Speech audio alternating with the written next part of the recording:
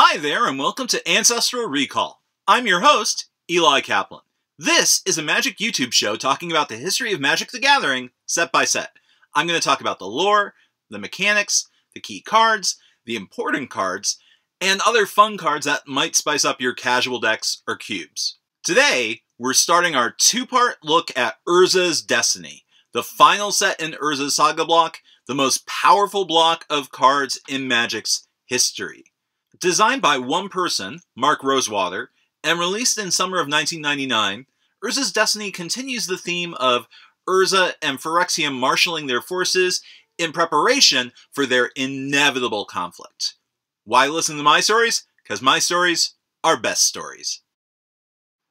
Lore.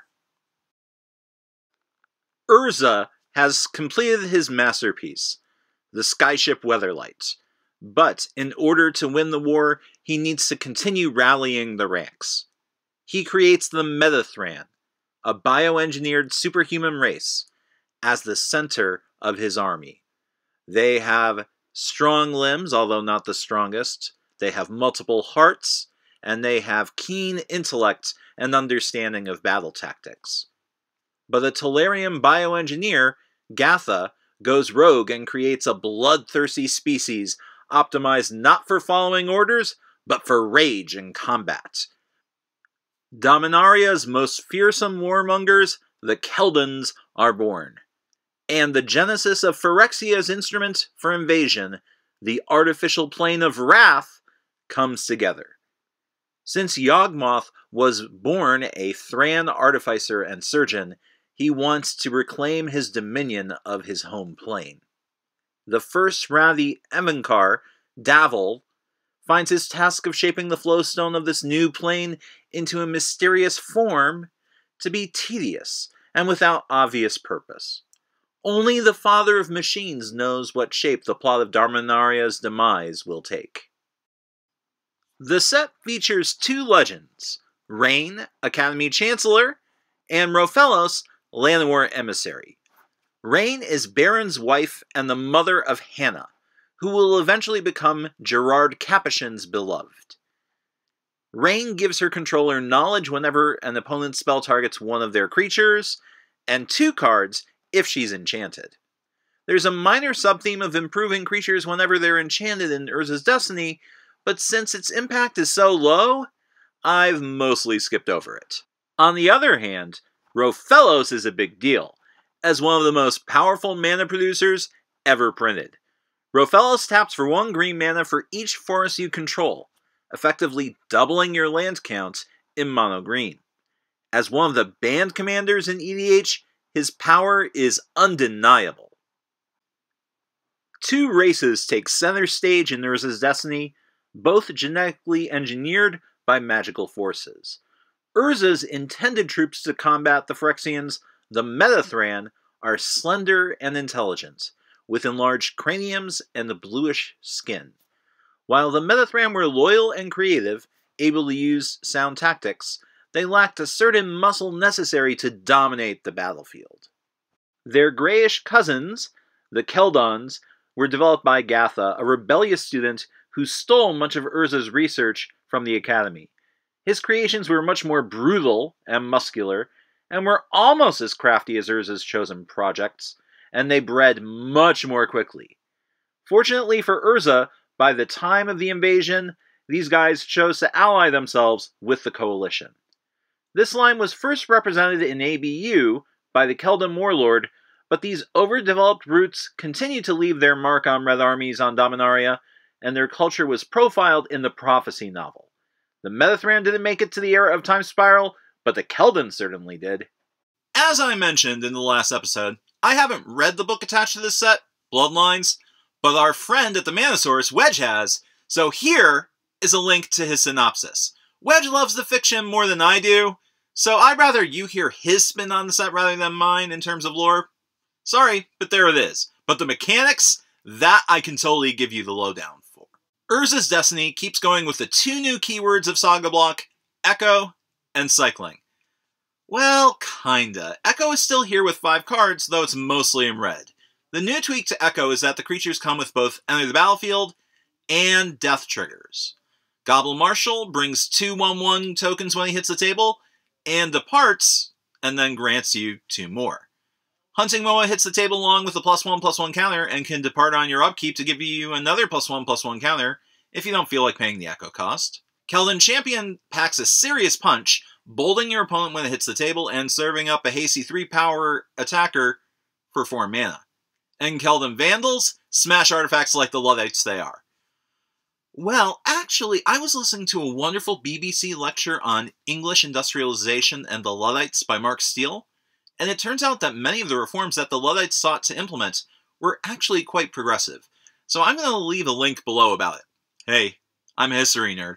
Likewise, cycling has been moved on to a series of permanents, such as with Heart Warden, a 2-mana mana elf that can be sacrificed for a draw in order to draw 1. The focus here is on cycling from play, a modification that is not immediately apparent. But if you combine this mechanic with death triggers, such as Marker Beetles, you have a cool variant on the combat trick. Like with Hunting Moa, death triggers have a fun interaction with cycles from play. But as was the case with Mercadian Masks, the lack of a memorable ability word kept players from noticing the original design space. And this ability did not trigger abilities such as those on Stoic Champion, Astral Slide, or Lightning Rift. Cycling from play isn't really cycling. Marker Beetles is an example of this mechanic at its best, providing a card draw and a modest benefit when it happens. But death triggers weren't immediately recognized as a valuable resource, and so the connection to cycling was missed by and large. Mark Rosewater publicized this concept over later years, but since few players read The Duelist at the time and the game's website was so content-light, this was a poorly received mechanic. Now, the most powerful cycling from play card was Yavimaya Elder, a 2/1 for 3 that let you tutor for 2 basic lands to put into hand when it died, with a very easy way to get rid of itself outside combat. However, the 1 GG cost really kept it from being splashed lightly, thus requiring 5-color or 4-color decks to rely most heavily on green. Now, Yavimaya Elder still sees play in a number of casual formats, including EDH. The real innovation in the set was in mining design space from revealing cards in hand. Combining the resource costs of revealing information about your hand, as well as having as many cards of a specific color in hand, or, in the case of Metalworker, the number of artifacts in hand, allows a tactical effect that can scale upwards. The 2 cycles focus on pungent smells, surprisingly. At common, we had the Sense, and at uncommon, we had the Seers, who could make repeatable smaller effects for activated mana costs. Other single cards have revealing cards for profit before, but these 2 link cycles and the rare representative for artifacts, the Metalworker, treated information as a resource that was prized like never before.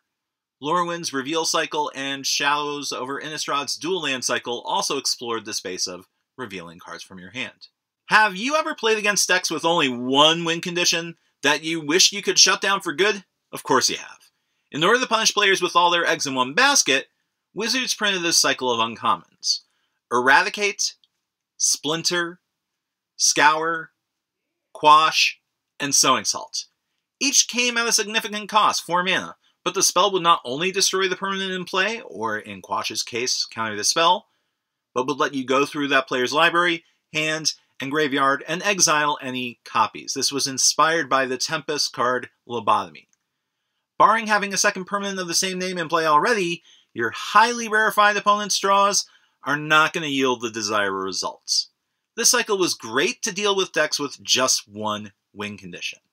This cycle was more effective, I'll say, the second time that it was imprinted in Betrayers of Kamigawa.